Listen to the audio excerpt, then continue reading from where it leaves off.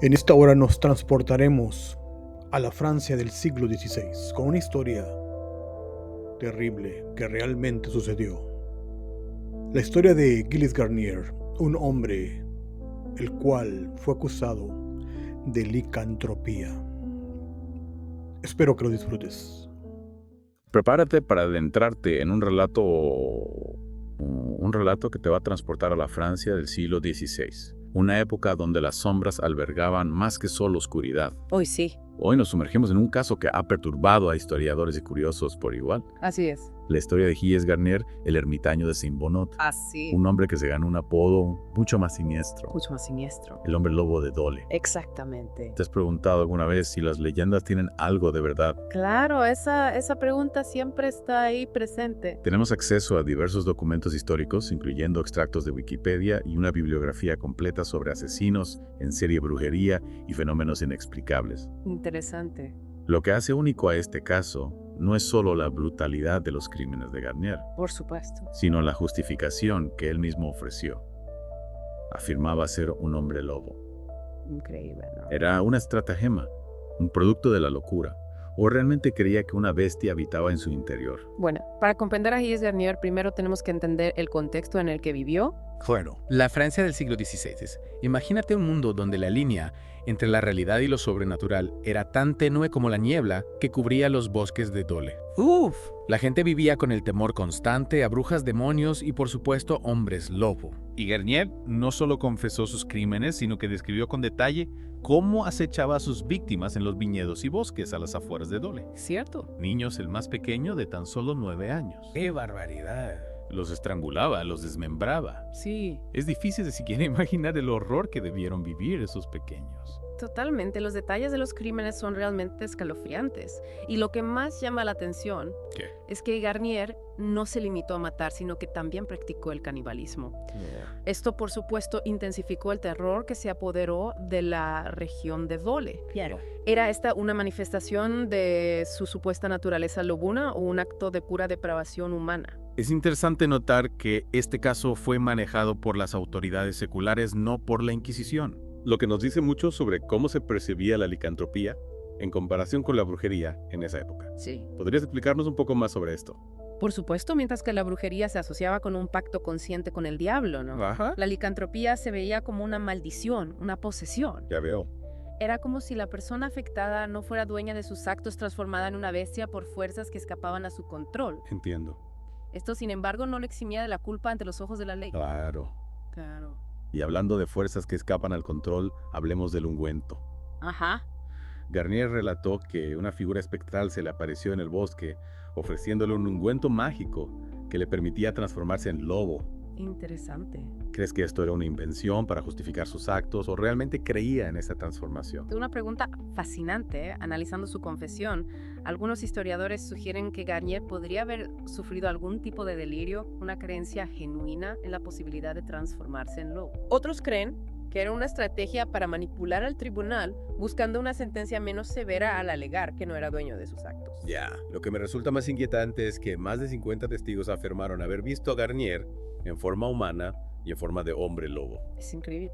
¿Cómo explicas esto? Bueno, la sugestión juega un papel fundamental en este tipo de casos. Claro. En una época donde la superstición permeaba la vida cotidiana, es posible que el miedo y los rumores hayan influenciado la percepción de los testigos. Es como si la figura del hombre lobo fuera una proyección de los miedos más profundos de la sociedad, una manera de dar forma a lo inexplicable. Exactamente, la peste, las guerras, la hambruna en tiempos de crisis, la gente busca respuestas culpables. Claro. Y a veces la explicación más fácil es la más aterradora. Un monstruo que acecha en la oscuridad. Uf. Sí. Y la historia de Gilles Garnier no es un caso aislado. Si profundizamos en los anales de la historia, encontramos numerosos relatos de hombres lobo que aterrorizaron a comunidades enteras. Figuras como Peter Stobb, el hombre lobo de Bedburg, ejecutado en Alemania en 1589, Eugène Grenier, un niño francés que afirmaba ser un hombre lobo y fue confinado a un monasterio en 1603. Es sorprendente cómo estos casos separados por tiempo y distancia comparten similitudes inquietantes. Podría haber alguna explicación más allá de la superstición, algo que conecte a estos individuos y sus aparentes transformaciones. Es una pregunta que ha intrigado a investigadores durante siglos. Algunos historiadores y psicólogos sugieren que algunos de estos hombres lobo podrían haber padecido lo que hoy conocemos como licantropía clínica, una condición mental que provoca delirios de transformación animal. ¿Te imaginas la angustia de creer que te conviertes en una bestia salvaje? La lucha interna entre la razón y el instinto animal. Sin duda, la mente humana es un laberinto complejo, capaz de crear realidades alternativas, y en una época donde la línea entre lo real y lo sobrenatural era tan difusa, es comprensible que estas creencias arraigaran con fuerza. En el caso de Garnier, es escalofriante pensar que un hombre impulsado por la necesidad o la locura cometiera actos tan atroces, asesinar, desmembrar, consumir la carne de sus víctimas. ¿Cómo podemos comprender la mente de alguien capaz de tal barbarie? Es un desafío para cualquier investigador. Algunos argumentan que la licantropía real o imaginaria era una forma de explicar lo inexplicable, una manera de dar sentido a la violencia y a la crueldad que lamentablemente siempre ha formado parte de la historia humana. Y es interesante notar que en muchos de estos casos los acusados eran individuos marginados solitarios, como Garnier. ¿Crees que su posición social influyó en la forma en que fueron percibidos y juzgados? Absolutamente. En momentos de crisis es fácil buscar culpables chivos expiatorios, y aquellos que ya estaban al margen de la sociedad, los solitarios, se convertían en blancos fáciles para la ira y el miedo. Garnier el ermitaño, el hombre que vivía en los límites de la sociedad, se transformó en la encarnación de los miedos más profundos de la comunidad.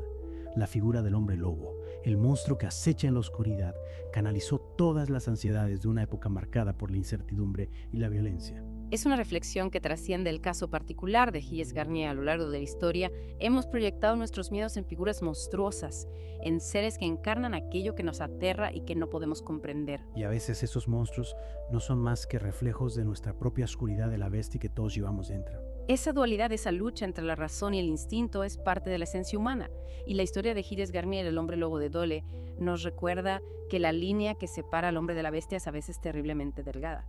Es curioso cómo la historia de Gilles Garnier, a pesar de su brutalidad, sigue fascinándonos siglos después. ¿Por qué crees que la figura del hombre lobo, esa mezcla de hombre y bestia, despierta tanto interés y horror al mismo tiempo? Yo creo que el hombre lobo nos confronta con esa dualidad de nuestra propia naturaleza, esa lucha interna entre la razón y los instintos más primitivos, el control y la salvaje libertad. Sí. Todos en algún momento hemos sentido esa bestia interior que nos impulsa a actuar de forma irracional. Es como si Garnier con sus actos atroces hubiera traspasado un límite que nos aterra, un límite que nos recuerda que la oscuridad también habita en nosotros. Exacto, y esa es la razón por la que el hombre lobo ha trascendido las fronteras del tiempo y la cultura, desde las leyendas antiguas hasta las películas de terror modernas. La figura del hombre lobo sigue despertando fascinación, y miedo es un símbolo poderoso que nos conecta con nuestros miedos más profundos. Y volviendo a Garnier, me pregunto, ¿qué pensaría él si pudiera ver cómo su historia se ha convertido en una leyenda? ¿Se arrepentiría de sus crímenes o se sentiría orgulloso de su fama póstuma? Es imposible saberlo.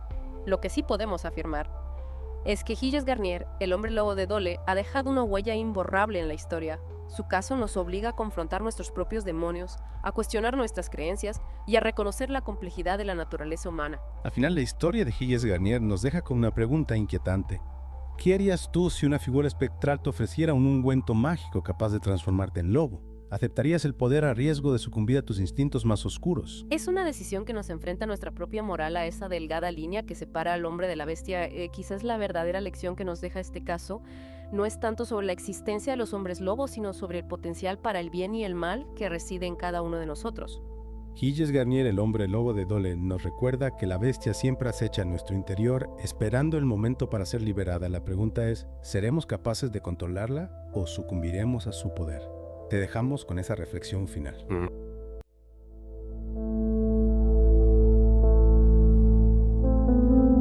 Si te ha gustado este podcast, no olvides suscribirte, porque si no, el cucuy te puede llevar.